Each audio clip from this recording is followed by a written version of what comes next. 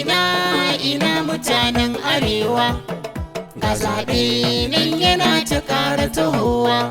Mu sanya ido nazari miyo ganewa, mun zaɓa taliya jikin mu ta gayawa. Ci gaba wallahi babu shi kaf a arewa, malaman mu to da gwamnati sun yi haɗewa. Masu faɗa a jito da ku muke kokawa, ba ku da amfani ni na faɗa kaf a arewa. Har ma da ku fa 'yan siyasa na arewa, su shegen ƙarya alƙawari ba ku cikawa. Kafin mu zaɓe ku har gidanmu kuka zako, to yanzu mun riga da mun gane ku, ba mu ba ku fa ba mu yin layin ku.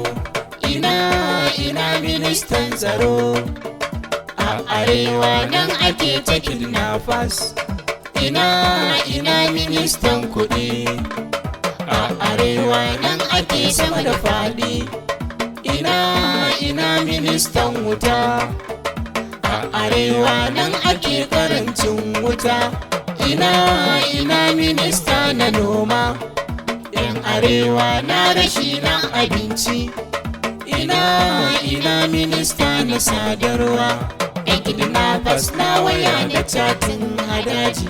Ina ministan sufuri, 'yan ta'adda na ta yawo a gari.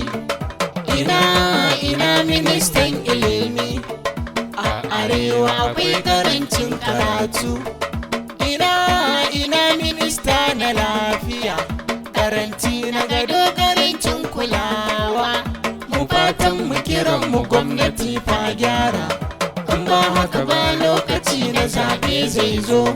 Kina ji kina gani ƙasa za mu kifaki, laifin namu ne al'ummar da ke a arewa. Kwaɗayi idan mu ya riga ya yi rufewa, ga tsoro gaskiya fa ba ma furtawa. Babu haɗin kai to ijunan mu 'yan arewa, wanda zai ba mu yanzu shi muke ta yabawa.